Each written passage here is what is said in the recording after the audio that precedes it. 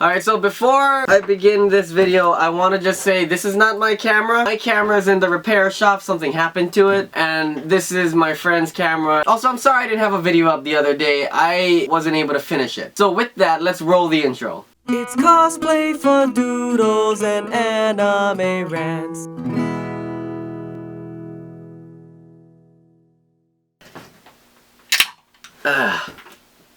It is 11:47 right now. Hello everybody, welcome back to another episode of Cosplay Fadoodles and Anime Rants. My name is Uchida and today is going to be a very special video. Somebody asked me to make a specific video for them. Where the heck is it? Okay, I apologize because I wanted to make this video for you. I'll leave, if you're the person, you can tell me in the comments below. I can't find your comment. What this person wanted me to talk about is what it's like to go to a convention. First of all, my experience at conventions are very different from what you will experience. Unless you are a YouTuber like me going there specifically to get content and you're going there to work, our experiences are very different. In fact, a lot of times when people tell me that they had nothing to do at a convention, I have tons of things to do. In fact, I never get enough time to finish off what I want to do at a convention. I'm always running out of time. And I have friends, I'm not gonna name names, one in particular who's always like, I feel like I wasted my money at this convention. I didn't get to go to the panels I wanted to. I don't know what I'm doing here. There's nothing here to do. What am I doing here? I don't know. The thing is, if you go to a convention, it is up to you to make sure you have fun. Going to a convention is like somebody handing you a toolbox. But you can't argue and say, you didn't give me the right tools in the right order. Because they're all there. The tools are right there for you to use. It's just up to you on how you use them. I really hope that what I'm saying is making sense. But bottom line, I will give you my way of having fun at a convention, even though I'm only going there to work. I'll help you by telling you some experiences of what I'm doing to have fun. Another thing is I will show you guys what I keep in my bag. Shut up, phone! I hope that some of this will help you, and I hope that it's practical enough that you'll be able to use this advice.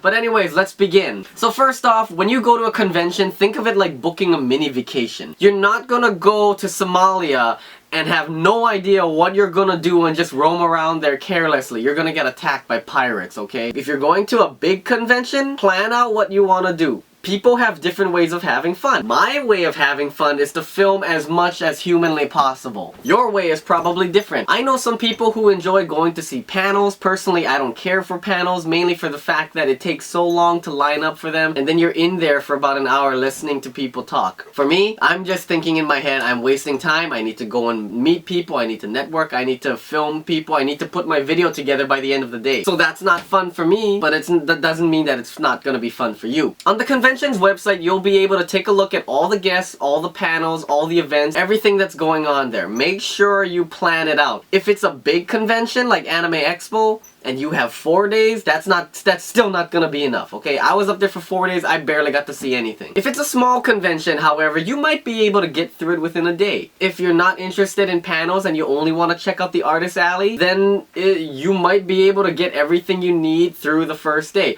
Although, we'll talk about buying stuff later. Secondly, if you are actually running a panel and if you want to run a panel, make sure it's organized. I've done a couple of panels myself and I try to be as organized as humanly possible. What keeps squeaking? Okay, we're good. I've done a couple of panels myself, and the thing is I try to make sure that everything I talked about has been rehearsed over and over and over again to make sure that I know what the loose script is so that I can follow it as it's going on. This is just from me and my experience at panels. I don't go to panels because I film for the entire day. So okay, next are the meet and greets with celebrity cosplayers and other famous people. These generally tend to be one of the more popular things that people want to go to conventions for. You want to meet your favorite cosplayer, you want to meet your favorite idol, whatever, whoever's there, you'll be able to meet them as long as you wait in line. Now there's a little joke that we call line con. It's basically if you're going anywhere other than just walking around, you're probably gonna be in a line. So make sure you pick up your tickets early, because otherwise if it's a big convention like Anime Expo, you're gonna be in line for hours in the hot sun, and we don't want that. Let's see, what else? Basically just plan out what you wanna do. Have a loose schedule that you wanna follow. If you're wearing an elaborate cosplay, you're probably gonna get stopped a lot, so make sure you keep in consideration that there's gonna be a lot of frequent stops of people wanting to take pictures of you. Which brings me to my next topic of pictures. There are a lot of people out there who I know they're socially awkward, and that's fine. Handle the cosplayers with respect. Don't just snap a picture of them. Ask them if you can take a picture of them. If they say no, don't force it on them. That is a surefire way to get you arrested. Basically, treat them like a normal human being, okay? Next, the Artist Alley and Vendors Hall. Okay, a lot of people spend money at conventions. I don't, because one, I don't have any money, and two, most of the time I'm too busy filming cosplay. But if you are going to the Artist Alley, make sure you keep yourself on budget. It is very easy to buy a lot of stuff and then have regrets later. So the best thing that you can do, before you even buy anything, I would suggest waiting till the last day of con. Unless it's like a really popular thing and you absolutely must have it or you'll die, I need to buy it right now feeling. Wait on it, monitor it. Every once in a while, check back to that artist, and you know, like, if it's still there and if it's not depleting, then it's okay. You know, you can wait another day. And then on Sunday, nobody wants to keep any of their stuff, so they're basically selling it at a discounted price. So wait till Sunday to buy stuff, or just don't buy anything at all. I mean, I don't buy anything. I have pictures to remember stuff by. So I wish I could buy stuff, and I don't, because I don't have any money. By the way, I have a Patreon if you want to fund. Alright, so I think that covers it. I think that what we've gone over is enough. We've got, let's see, what have we got? You know what, I don't even remember what I talked about. I just rambled on for about 20 minutes. That is my survival guide to... If you want to stop the video here, you can, but now I'm going to talk about the things to bring. So this is basically stuff you need to bring to a convention. A lot of times people forget stuff. They forget to eat, kind of like what I do for like 4 days straight. But let me show you what I bring. This is the bag that I usually take to conventions. There's a reason why I have this much stuff. Me being a musical comedian, I carry my instruments. Ukulele and my guitar. If I want to play a simple song, I use that. If I want to play a certain song that needs a little more kick, I'll bring my guitar. Aside from all of that stuff, I make sure I have my wallet in a secure place, someplace where I always know where to find it. The opposite pocket usually has my keys, so it's always going to be in here. Let's just pretend that this phone is my camera. This is a Canon XA10. This camera is what I always use to film, and it's the one that I've had for years. I am very sad that it got damaged. I pray to God that it still works so I can keep using it, otherwise I'm gonna have to buy another camera, which is a pain in the ass. But let's just say that this phone right here is my camera. My camera always stays on. It never turns off because I never want to miss a moment. Always make sure you have your camera on the ready, whether it be your handheld camera, your phone. On top of that too, you know what, this is making a lot of noise. I'm gonna move this. My camera lasts a really long time because I buy these giant batteries for them. I have 3 of them. Right now I only have 2 in my bag, but that's what this pocket is for. I keep all my batteries in here so I know exactly where they are. And I can grab them in a hurry just in case I'm filming something very important and my battery suddenly decides to deplete itself.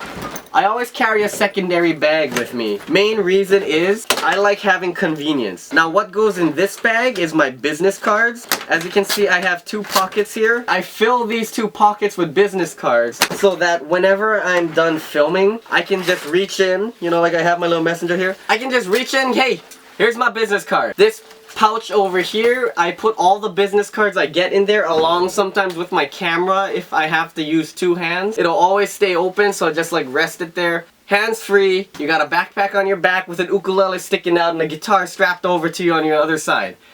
That's my setup. If you have a point and shoot camera, I always see people doing selfie style and they can't fit everybody in there. Find yourself one of these. These things are amazing. What this is like a bendy tripod thing. You basically attach your camera to the top here, right? Put it down, boom. And the great thing about it too is that it can bend in any way, shape, or form. So if you really, oh shit, did I break it? This one is an old cheapy one. There's better ones out there now. Having a mini tripod like this is really handy. Next, band-aids are always important. Make sure you keep band-aids. You know, if you're walking a lot, your heels are going to get scraped up, especially if you're wearing formal shoes or whatever. I learned that from wearing my Sanji shoes, that my heels got ripped up. Band-aids. Always carry band-aids with you because there's gonna be a lot of walking. This might be a really weird thing to carry, carry yourself one of these belts. You never know when you might need this. If you have a lot of bags and you want to keep them together, put them through here, and then right there, all your bags are connected to you. You don't wear this. You just keep it as a lanyard to hold everything together to make sure you don't forget anything. I know it's a weird one. I don't use this a lot, but on the off chance that I have more than just this and this on me, I use one of these belts. You can just literally tighten this all the way to the bottom. You can carry everything over your shoulder like that. If you're gonna be talking to a lot of people, I recommend brushing your teeth every so often, because I've talked to some cosplayers and they have bad breath. Okay, so I only have toothpaste in here, but I'm supposed to have a toothbrush.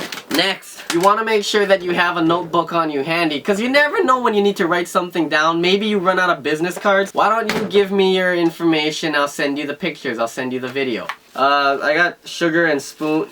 Gum is also a good alternative to toothpaste and all that stuff, but I recommend if you're not in cosplay and you're, just walking around, make sure you carry around something to clean your teeth. You want to make sure you're hydrated, okay? I just drink this, which is really bad, but if I remember at conventions, I will bring water bottles. Maybe not 3, but you should bring at least maybe 1 or 2 water bottles. The reason I bring 3, I drink a lot of water. I'm running around, I'm constantly moving, and the thing is, you can dehydrate yourself very easily at a convention, especially if it's outdoors and you're in the blaring sun. Make sure you bring water bottles. I would suggest bringing 2, just in case, because you might want water, and you might have, I don't know, say an extra can of whatever, and you don't feel like finishing it. Guess what? You can pour it into the second water bottle. Rather than being like one of those guys who has like the giant gallon hydro flask. It's like you can't carry that anywhere. It's just like a giant wrecking ball in your hand. Hey, guess what? I have the same amount of space as you. If I want coffee, I can put coffee in here. Maybe I want a little bit of soda pop. And oh yeah, the good old-fashioned H2O will go in here.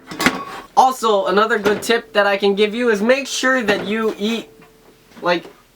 Make sure you eat. A lot of times we get caught up in the moment and we forget to eat. Like me, it's really bad for you. You go that long without eating, you're in the hot sun. If you're in cosplay, you got a wig on you that's like tightening around your forehead. Not a good experience. So make sure you eat. I personally bring ramen packets. These are like 35 cents at like a 7-Eleven. I'm on a budget.